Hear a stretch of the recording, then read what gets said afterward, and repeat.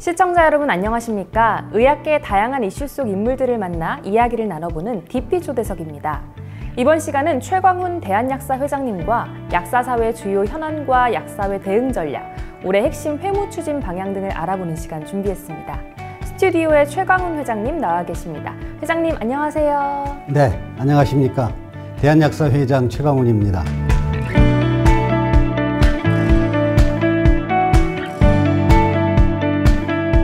네, 회장님 최근 국회에서 의료기관 불법지원금 근절법에 의해서 약사 폭행 방지법까지 약사 직능 확장에 일조할 약사법 개정안이 줄줄이 통과돼서 약사사회가 환영하고 있는데요. 이 최광훈 집행부 출범 이후 공공심야 약국을 시작으로 다양한 약사 관련 법안 통과의 성과가 나고 있다는 긍정적 평가도 나오고 있습니다. 그간 어떤 성과가 있었는지, 또 앞으로 처리가 남은 약사 관련 법안은 어떤 게 있는지 말씀해 주실 수 있을까요? 지난해 3월에 공공심야약국에 관한 법률이 약사법에 담기는 약사법 개정이 있었고요.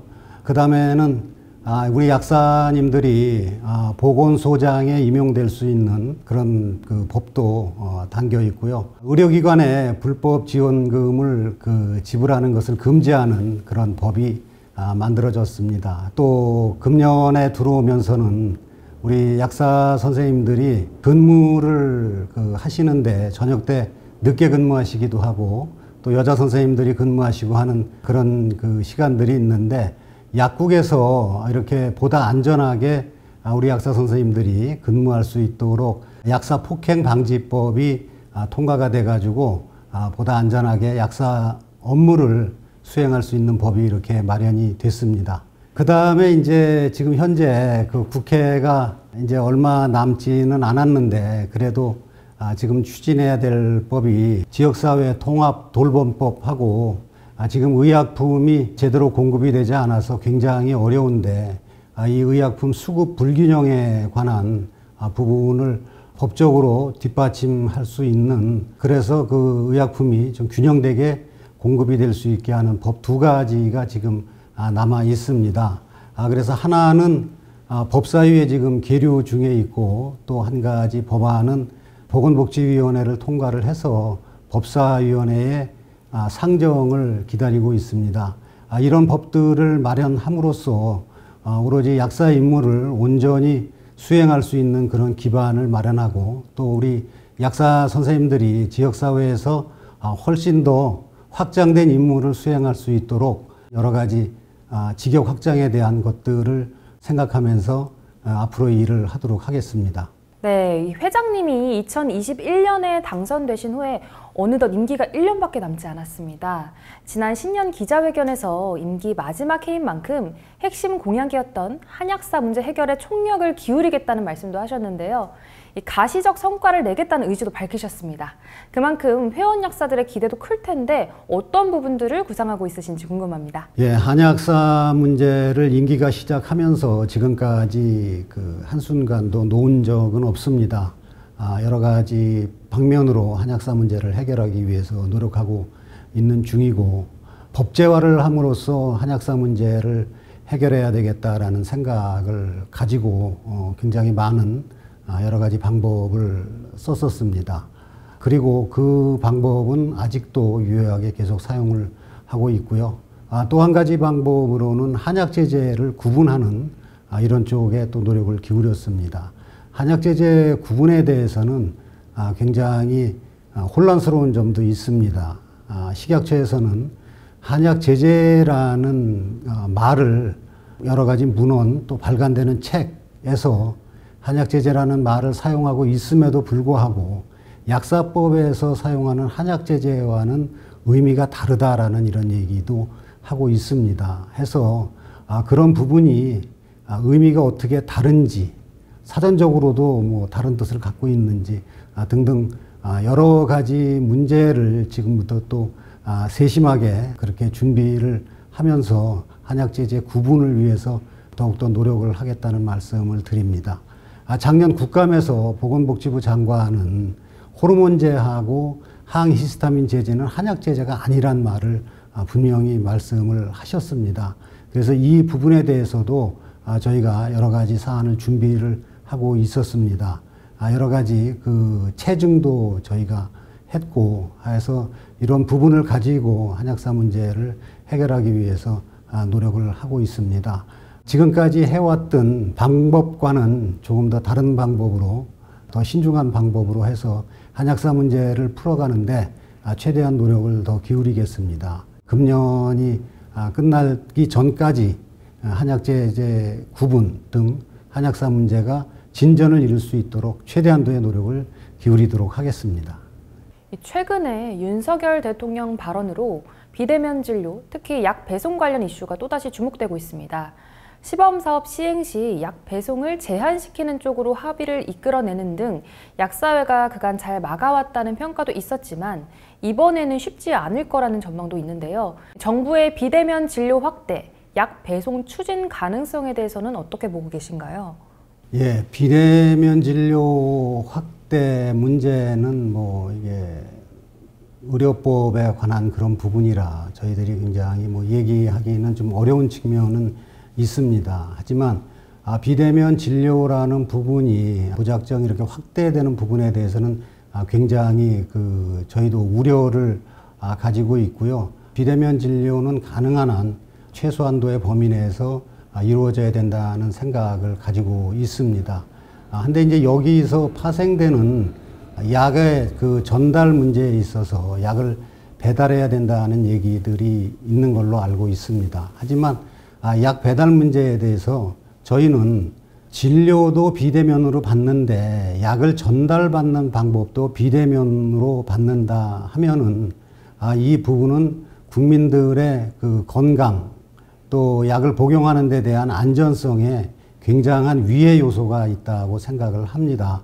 그래서 비대면으로 처방전을 받았다고 하더라도 약은 꼭 대면으로 받아서 여러 가지 복약지도 또 그러고 필요한 사항들을 약사가 한 번 더 이렇게 점검을 해 드려야 환자가 안전하다고 생각을 합니다. 저희가 의약분업을 실시를 하고 있는데 의약분업을 실시하는 주된 이유가 의사 선생님들이 처방을 하고 그 처방을 다시 한번 확인하고 검토해서 환자한테 좀 더 안전하게 약물이 전달될 수 있도록 하는 부분이 의약분업의 취지라고 봅니다. 그래서 저희가 비대면 진료에 있어서도 이런 원칙이 반드시 지켜져야 한다고 생각을 하고 지금 실시되고 있는 비대면 진료 시범 사업에 있어서도 저희는 그런 생각을 견지를 하고 있으며 지금 보건복지부하고도 그 방향을 계속 같이 얘기를 하고 있습니다. 해서 지금까지는 정부도 저희 약사회가 얘기하는 부분에 동의를 하고 배달에 관해서는 아주 그 예외적인 부분만 허용을 하고 전면적인 배달이나 이런 부분에 대해서는 저희하고 입장을 같이 하는 걸로 알고 있습니다. 그래서 앞으로도 이 약 배달 문제에 대해서는 국민 건강 그리고 안전이라는 부분을 최우선에 두고 저희가 어떻게 안전하게 국민들한테 대면의 상태로 약을 전달할 수 있을까 하는 부분을 계속 저희도 더 연구하고 노력하고 하겠습니다. 네. 이 비대면 진료 시범사업 개편과 더불어서 관련 의료법, 또 약사법 개정에도 관심이 쏠리고 있습니다. 약사회에서는 약사법 개정 가능성을 염두에 두고 관련 법률 자문 용역도 진행하신 걸로 알고 있는데요. 약사법 개정을 대비한 대응 전략 등이 수립돼 있으신지 궁금합니다. 네, 우선 그 비대면 진료 시범 사업이 실시되고 있고 의료법에 대한 개정안이 국회에 지금 제출돼 있는 걸로 알고 있습니다. 이거와 맞물려 가지고 약사법을 개정을 해서 배달을 해야 될 거 아니냐라는 얘기들이 있음을 잘 알고 있습니다. 하지만 저희는 배달을 위한 약사법 개정에는 단호하게 반대를 합니다. 그리고 저는 그럴 생각이 없다는 말씀을 드립니다. 왜냐하면 지금까지 비대면 진료 시범 사업이 실시된 이래로 현재까지 약사회와 보건복지부는 배달 문제에 관해서 굉장히 심도 있게 협의를 해 나가면서 지금까지 잘 해오고 있습니다. 해서 이런 부분은 저는 보건복지부도 국민의 건강 안전 부분에 대해서 굉장히 여러 가지를 생각하고 있다고 생각을 합니다. 그래서 이런 부분들이 지금까지 잘 협의가 되고 양해가 되고 있기 때문에 약 배달 없이 대면으로 약이 전달되는 상황을 지금까지 해오고 있다고 생각합니다. 그래서 지금 저희 약사회는 비대면 진료 상황에서 국민들하고의 약이 어떻게 전달이 되는지를 지금 여러 가지 자료 조사도 하고 있고, 이런 모든 방법을 동원해서 국민이 직접 대면해서 약을 안전하게 받는 그런 방법에 대해서 연구를 하고 그 연구를 발표하도록 하겠습니다. 네, 만약에 정부가 시범사업 개편이나 약사법 개정 과정에서 약 배송 추가를 강행할 경우에는 어떻게 대응하겠다는 계획도 갖고 계실까요? 저희는 지금처럼 시범 사업이 실시를 돼 오면서 보건복지부가 약 배달을 강행할 것이다라는 부분은 상정하지 않고 있습니다. 지금 비대면 진료의 시범 사업이 실시가 돼서 꽤 기간이 지났는데 지금까지 정부하고 이렇게 협의를 하면서 약에 대한 전달 문제를 잘 이렇게 해결해 오고 있다고 생각을 합니다. 이 부분은 국민의 건강 그리고 안전을 위해서 절대 약 배달이라는 것은 강행할 수 없고, 그 전에 정부하고 충분히 협의를 해 나가면서 이 부분을 잘 해결하도록 하겠습니다. 네, 이번에는 주제를 조금 바꿔보겠습니다. 최근 지역 약국가에서 겪는 가장 큰 고충이자 현안을 꼽자면 단연 약 품절일 텐데요. 회장님도 그간 이 문제를 해결하기 위해서 수차례 관련 제약사들을 직접 찾아가시고 또 약사회 차원에서 전례 없는 균등 공급 사업도 실시한 걸로 알고 있는데요. 그럼에도 문제가 해결될 기미가 보이지 않습니다. 이 회장님이 생각하시는 현 의약품 수급 불안정의 가장 큰 원인은 뭘까요? 네, 이게 의약품 수급 불균형이 일어나는 부분은 여러 가지 원인이 있다고 생각을 합니다. 먼저 이게 우리나라에만 있는 그런 특이한 사항은 아닌 것 같고요.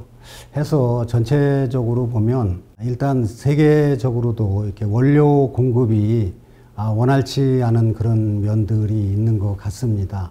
또 두 번째로 이렇게 생각할 수 있는 부분은 우리나라 제약회사가 본 회사가 생산한다고 이렇게 표기되는 의약품이 모두 그 회사에서 나오지가 않고 위수탁을 이렇게 해서 제품을 받아서 판매하는 경우가 굉장히 많이 있습니다. 그래서 이 위수탁 과정에서 의약품이 한 품목이나 또는 이렇게 집중되는 품목으로 몰리게 되면 생산이 부족해지는 여러 가지 그런 경우가 있어서 또 이제 그런 의약품 부족 현상이 온다고 볼 수가 있습니다.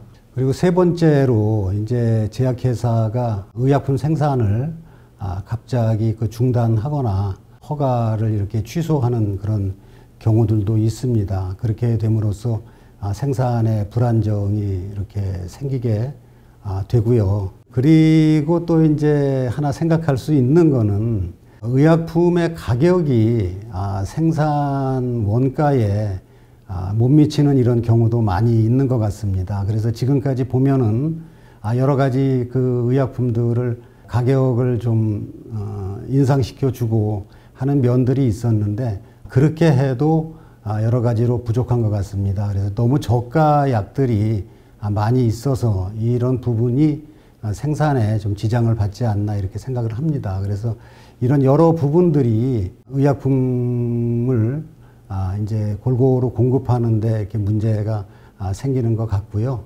그렇다면 이 수년째 이어지는 현 의약품 수급 불안정 문제 해결을 위해서 약사회 차원의 정책이나 해결안이 있을까요? 예, 이 해결 방안에 대해서는 저희 약사회가 정말 많은 노력을 하고 있습니다. 각 제약회사도 찾아다니면서 생산 동료도 이렇게 하고 있고요.